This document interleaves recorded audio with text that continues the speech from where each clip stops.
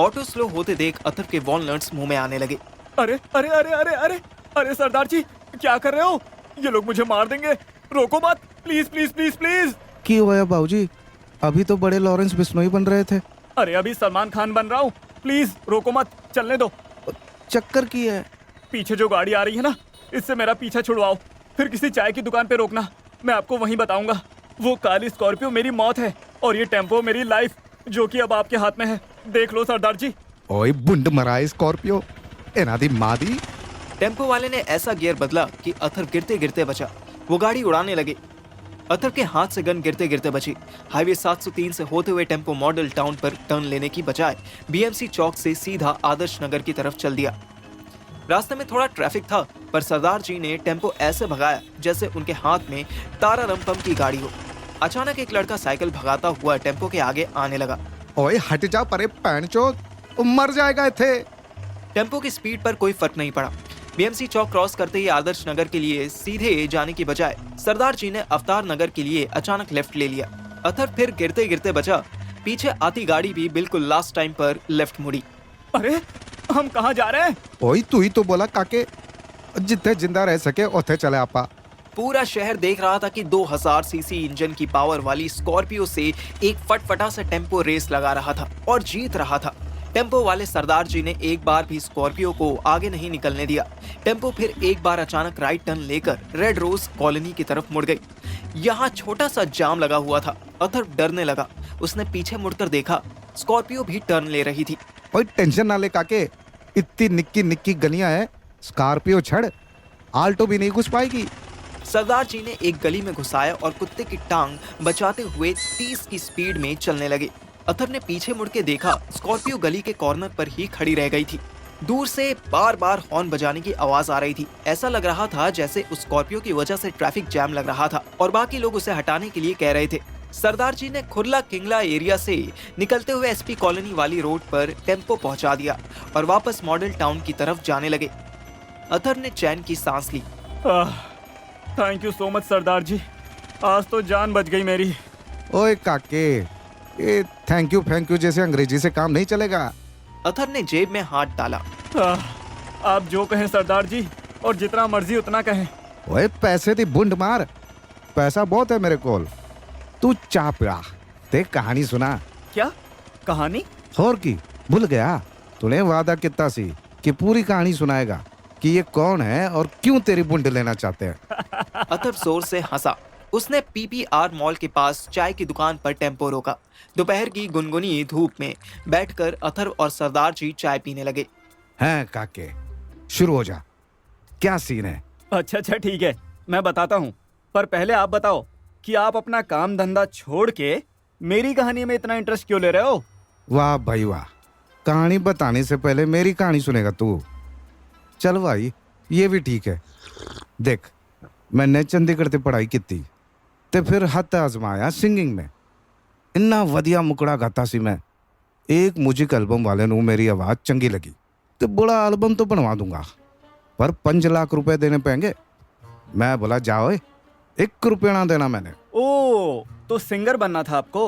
और ना यार, मैंने तो स्टार बनना है। तो मैं फिर ट्राई किया फिल्मा च, उत्थे मैंने रोल मिला एक टेम्पो वाले दा। अथर्व की चाय खत्म हो चुकी थी। उसने चाय वाले को इशारे से 2 और चाय लाने के लिए कहा। और रोल मैंने शिद्दत से किया, बहुत मजा आया।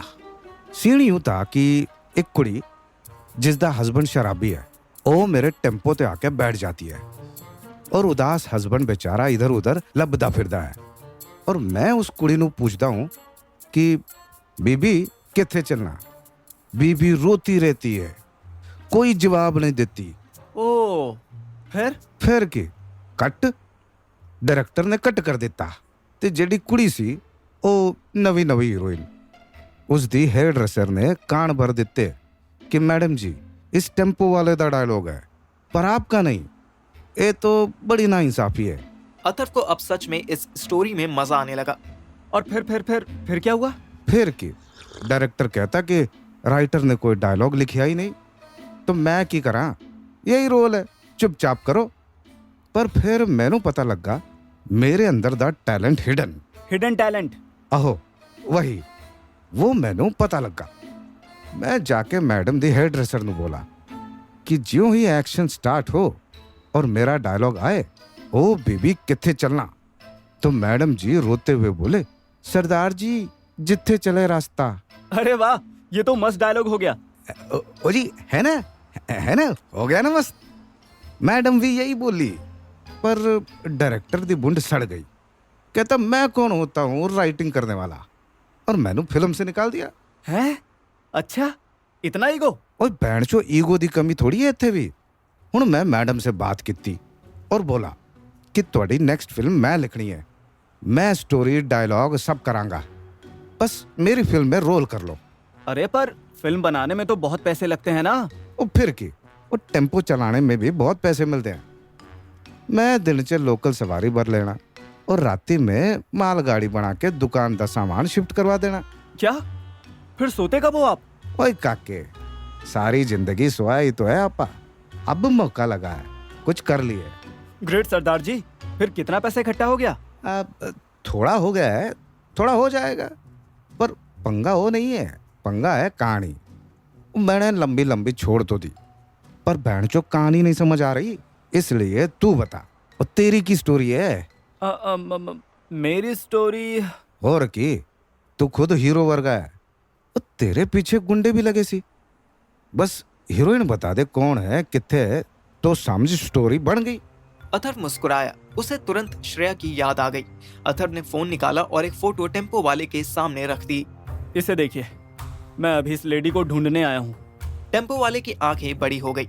ओए भैणचो, ये तो वही कुड़ी है जो मैडम जी ने हेयर ड्रेस कर दी है। और तू इसको कैसे जानता है? अथर्व सरप्राइज्ड और कंफ्यूज्ड एक साथ हो गया। अगर सरदार जी को वो रवि के बारे में बताएं और सरदार जी की श्वेता की ही साइड ले, तो अथर्व का मिशन फेल हो सकता था। फिर अगर रवि ने सच में सुसाइड कर लिया, तो एक और सिटी की पुलिस अथर्व के पीछे लग सकती थी। आपको कहानी तो मिल गई सरदार जी, अब इस जनानी से मिलवा दो, फिर बाकी स्टोरी ये खुद सुना देगी आपको। और चल फिर चंडीगढ़। उधर अथर्व चंडीगढ़ जाने की तैयारी में था और इधर मैं रात के 8 बजे अपना सिस्टम बंद कर रहा था। सारा स्टाफ जा चुका था।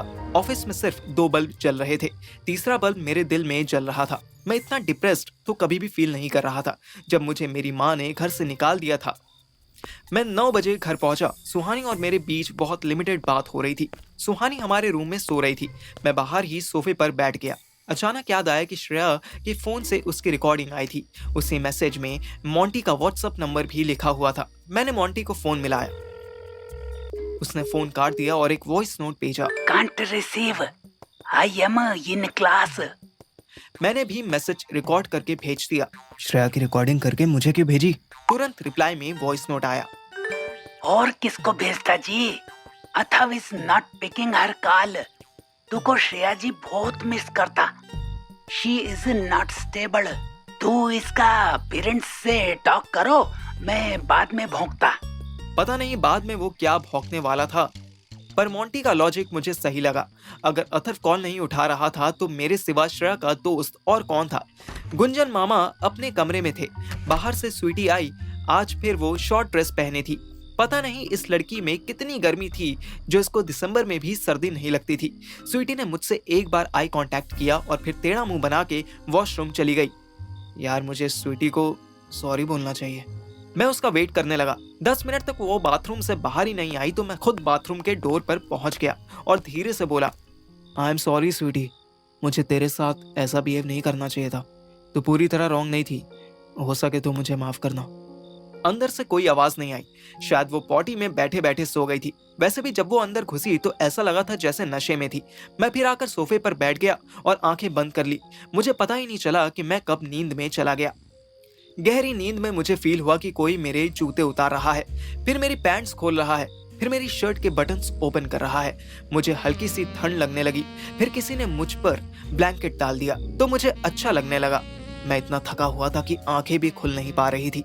मुझे मेरी कमर के पास किसी के लिप्स का टच फील हुआ। मैं चौंक के उठा।